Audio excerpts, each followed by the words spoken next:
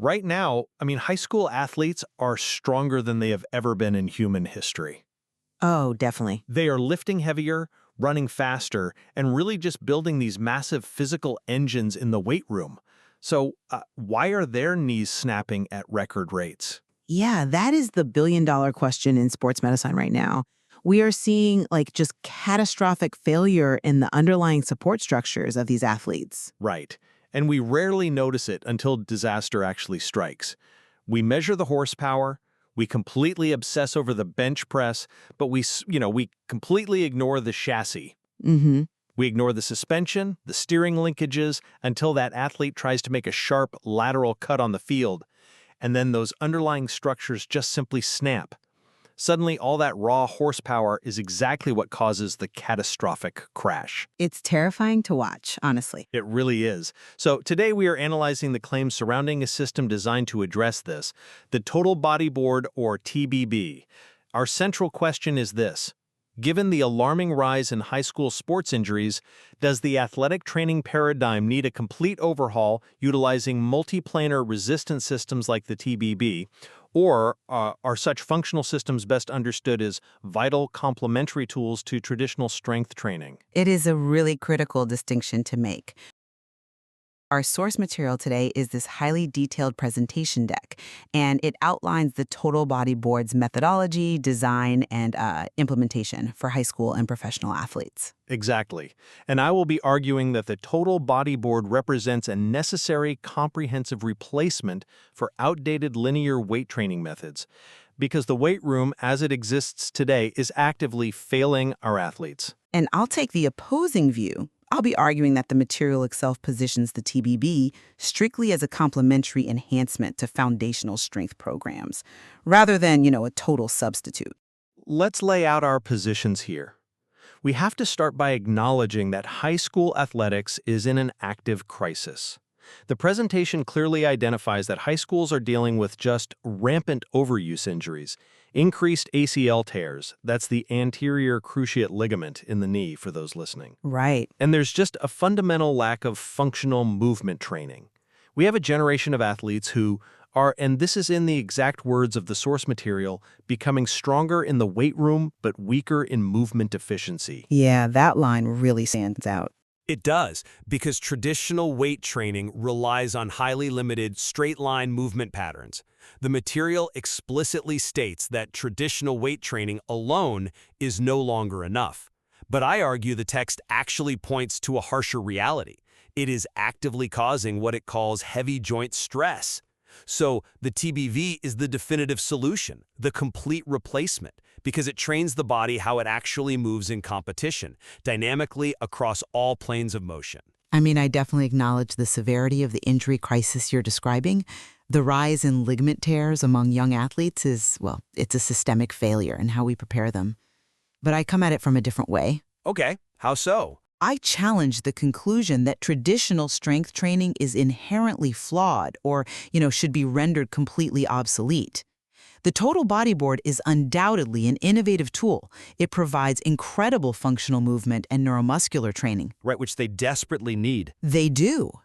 However, my position is rooted in a really critical line directly from the source material itself, which states, the Total Body Board complements and enhances any existing strength program. We cannot just ignore that explicit directive. Well, Let me just finish this thought. I position the TBB not as a standalone replacement, but as a crucial bridging tool. It is designed to work in tandem with the foundational, heavy-load strength building that, frankly, only traditional weights can effectively provide. Look, I hear you on that specific line, but when you look closely at the presentation's comparison between the two methodologies, it paints a picture of stark contrast, not harmony. Let's look at the root cause of this epidemic. Okay. The source explicitly states that traditional training focuses on isolated muscles and results in a higher injury risk. How can a system that inherently increases injury risk be considered a foundational requirement? Let's talk about the anterior cruciate ligament, the ACL. We throw that term around, but what's actually happening? Well, the ligament is tearing because it simply cannot withstand the rotational force being applied to the knee joint. Exactly. But why can't it withstand it? because traditional weight rooms are just building massive, heavy engines. They are maximizing raw, linear strength. You've got a kid squatting 400 pounds in a straight line, up and down. Right, which builds incredible force production. Sure, but sports aren't played in a straight line. The athlete gets on the field, tries to cut laterally at full speed, and their joints simply cannot handle the force their own hyper-developed quadriceps and hamstrings are generating. The TBB builds the steering and the suspension. It integrates total body movement so the joint learns to absorb force, not just create it. Okay, let me stop you right there, because I think you're misdiagnosing the cure. You are presenting a false dichotomy that suggests we have to choose between raw strength and movement efficiency. I wouldn't call it a false dichotomy. I'm sorry, but I just don't buy that. Let me tell you why. Athletes are not getting hurt because they are strong. Let's be very clear about the biomechanics here. They're getting hurt due to a lack of functional movement training, exactly as the text identifies. That is a deficit. Right, a deficit caused by spending all their time on the bench press? A deficit that the TTB solves by adding continuous resistance movement training. It builds up the tendons to withstand force, but that does not negate the need for the engine itself. Wait, hold on. If I'm a high school football coach listening to this right now, I'm thinking, you want me to take my offensive linemen off the squat rack and put them on resistance bands? Exactly, and the answer is absolutely not. If a 300-pound lineman needs to stop a blitzing linebacker from collapsing the pocket, they need maximum absolute strength. But Absolute muscle hypertrophy, the actual thickening of the muscle fibers, is driven by heavy loads. You simply do not build that purely on an elastic resistance platform. The TBB prevents overuse injuries because it is, quoting the text here, easier on joints, tendons, and ligaments, but you still need the heavy mechanical resistance of traditional weights to trigger absolute force production. I think that's where we fundamentally disagree on how the body recruits power. Since we both agree the core problem is how athletes move and sustain injuries, we really have to look at the biomechanics of the solution. Go on. Think of traditional static lifting like typing on a keyboard. You are mastering one repetitive linear keystroke. That is the sagittal plane, forward and backward movement, squats, deadlifts, bench press. It's all sagittal. Okay. Fair analogy. But using the TBB is like playing a piano. You're forcing the central nervous system to coordinate multiple dynamic inputs simultaneously. The source material emphasizes that the TBB trains in the sagittal plane, the frontal plane, which is side to side, and the transverse plane, which is rotational. Which is precisely why it is a brilliant complementary tool to the keyboard typing. You still need to know how to type. But it has to be more than complementary if we actually want to stop these injuries. The pedigree of this system speaks to its capacity to be the primary driver of athletic development. The TBB was developed by an Olympic gold medalist, a high jump record holder. We are talking about the absolute pinnacle of explosive movement and acceleration mechanics. Nobody is denying the creator's credentials. Right, but you cannot optimally achieve multi-directional power with linear, static weights. The TBB system utilizes bands that attach to the athlete's extremities. When a basketball player jumps for a rebound, they aren't just pushing down against gravity. They are rotating in the air. They are absorbing lateral contact from other players. Yep, it's highly dynamic. Exactly. The TBB trains the neuromuscular system to fire properly across all three planes at the exact same time. Static weights just cannot replicate that neuromuscular coordination. That's a compelling argument, but have you considered the fundamental physics of resistance bands? Because they completely change the equation here. The total body board utilizes elastic resistance. Yes, ascending resistance. Exactly. We know from biomechanics that bands provide what is called ascending resistance, meaning the further you stretch them, the harder they pull back. Right, which mimics the natural force curve of human acceleration. It does. And that is genuinely excellent for low, medium, and high impact training. It is undeniably superior for increasing body control. But we really have to question if elastic resistance can truly maximize what the text calls functional strength development to the exact same degree as heavy free weights. I mean, I think it does more than just match it. It optimizes it. Let's look at gravity versus elasticity. With a barbell squat, gravity provides a constant downward force. This requires a massive uniform neurological recruitment to move the load out of the bottom position. This heavy, constant loading is what builds bone mineral density. You're talking about Wolff's Law? Yes, Wolff's Law, bones adapt and get thicker under heavy mechanical stress. The presentation explicitly notes that the TBB is safer than heavy free weights for younger athletes. That language strongly implies it does not replace the physiological stimulus of a maximal heavy load. It provides a safer alternative for movement proficiency, but it can't replace the bone-thickening power of iron. I see why you think that, but let me give you a different perspective. Because ascending resistance is actually the aha moment of this entire system. With free weights, the weight is heaviest at the bottom of a squat. But as you stand up and your leverage improves, the actual mechanical tension on the muscle drops. True, the top of the movement is mechanically easier, but with the TBB's elastic bands pulling harder the higher you jump, you aren't just pushing weight, you are training your nervous system to fire at maximum capacity at the exact moment of peak extension. That is how you build an explosive athlete. It builds speed, absolutely. And elite strength. Because if the elastic resistance of the TBB lacked the capacity for top-tier strength development, why would the most elite professional athletes in the world rely on it? You mean the NBA teams mentioned in the deck? Yes.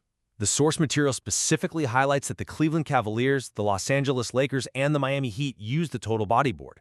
These are franchises worth billions. They are. Their athletic trainers have access to literally any piece of equipment on Earth.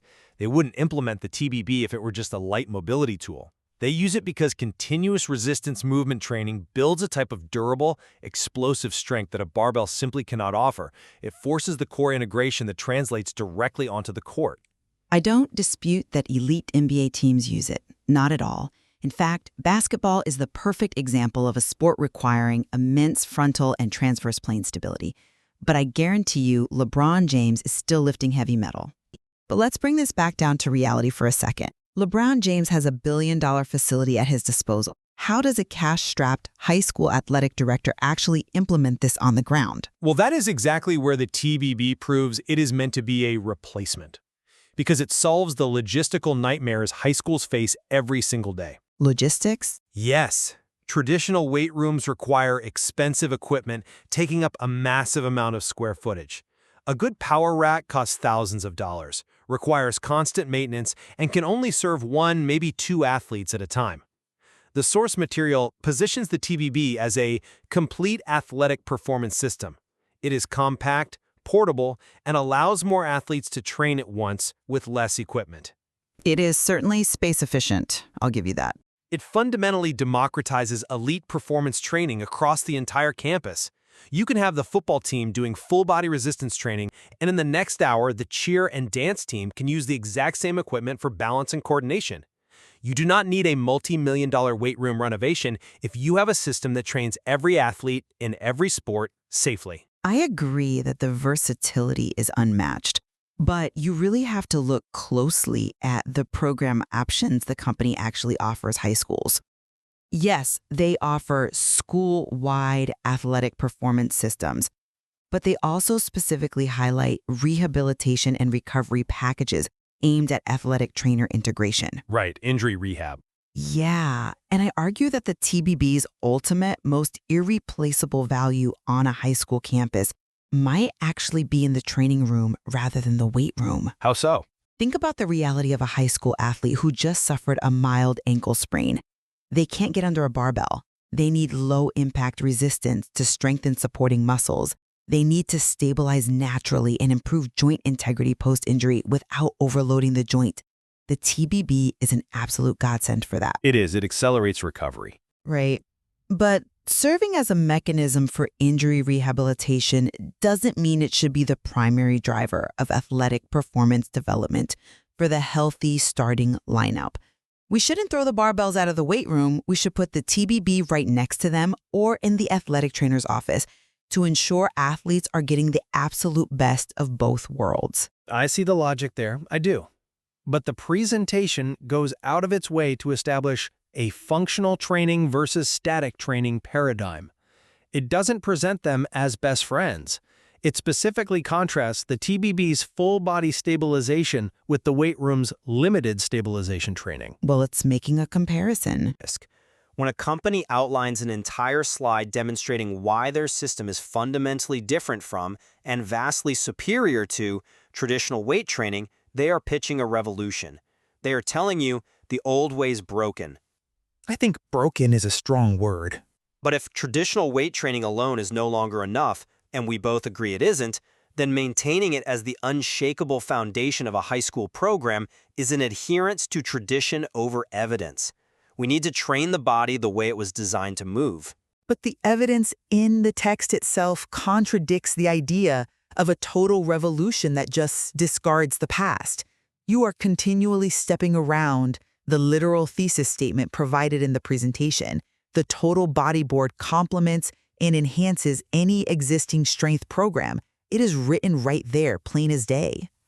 I haven't ignored it, I just interpret it differently. If the intent was a complete replacement, an Olympic gold medalist founder would not have approved that language. In high-performance sports, complement and enhance is a deeply biomechanical concept. What do you mean by that? It means you take the foundational strength built by lifting a load against gravity, which increases the size of the muscle fibers, and you translate that raw force into athletic performance using the TBB. The TBB teaches the nervous system how to actually use the strength the barbell built. By moving in 3 dimensions? They're two halves of a complete system. I think you're misreading the intention of that specific quote. When they say it complements and enhances any existing strength program, I read that as a necessary marketing bridge. A marketing bridge. Yes, because high school football coaches are incredibly resistant to change. If a salesperson walks into a Texas high school and tells the coach to throw away his squat racks, they will literally lock him out of the gym. Okay, that's probably true. Right. You have to tell them it's a compliment just to get your foot in the door. But once it's in the door, the biomechanical reality takes over. The athletes become faster, stronger, and more explosive through the dynamic resistance of the TBE. But without the heavy load? They experience faster recovery because they aren't destroying their joints with heavy, static loads. Eventually, the functional training naturally replaces the static training because it yields better on-field results. The system is designed for low, medium, and high-impact training. It scales. It's not just a rehab accessory, it's a comprehensive engine for explosive movement. That is a massive assumption about marketing intent that completely steps away from the text we are actually analyzing. Based on what is presented, the system provides a specific type of stimulus, continuous resistance movement training, that is undeniably vital. Very vital. But the human body requires varied stimuli to reach its absolute physical peak. By stating it is safer than heavy free weights for younger athletes, the text implicitly acknowledges the existence, the utility, and the superior load-bearing capacity of those heavy weights. It suggests a biological progression. A progression from bands to weights? No, a concurrent progression. You use the TBB to build the joint integrity and the neuromuscular pathways. You use traditional strength training to build the absolute force capacity, and you continue to use the TBB to maintain that proprioception and movement efficiency. You don't abandon the engine to save the chassis. You build both. Well, we have thoroughly explored the depths of this biomechanical divide. As we look to summarize our positions, I maintain that the traditional linear weight training model is actively failing modern high school athletes. The data is clear. The terrifying rise in ACL injuries and overuse injuries is the direct result of building athletes who are strong in sagittal isolation, but weak in dynamic, real-world movement. The multi-planar dynamic resistance of the total body board isn't just a band-aid or a warm-up tool, it represents the necessary evolution of comprehensive athletic performance. By training the body exactly how it moves in competition, with ascending resistance across all 3 planes, we are building stronger, faster, and inherently more resilient athletes. And I will summarize by saying that the total body board is undeniably a brilliant innovation. Its capacity to improve proprioception, teach the nervous system to fire properly, and fortify joint integrity through elastic, multiplanar resistance is exactly what modern athletes are missing. Exactly. However, the most scientifically sound approach, and the one explicitly advocated by the source material itself, is to use it exactly as suggested, to complement and enhance existing strength programs. By combining the raw, bone-thickening power development of traditional weights with the dynamic movement efficiency of the TBB, we give athletes the absolute best of both worlds, fully fortifying them against the unpredictable rigors of modern competition. Well, despite our disagreement on whether it is the whole pie or a crucial slice of it, we clearly share a point of convergence here. Traditional weight training alone is dangerously insufficient for today's athletes. Relying solely on the sagittal plane and static, heavy loads is a relic of the past. Absolutely. Integrating multi-directional, functional training is no longer an optional luxury for well-funded high schools. It is a baseline requirement to keep these kids safe. I couldn't agree more. The days of simply measuring an athlete by how much they can deadlift, slapping them on the back, and sending them out onto the field are over. This discussion really highlights the immense value of looking past the basic marketing of fitness tools and examining them through a rigorous biomechanical lens. Yeah, it really does. Different resistance profiles, like gravity versus elasticity, affect neuromuscular performance. There really is, and it brings us right back to where we started.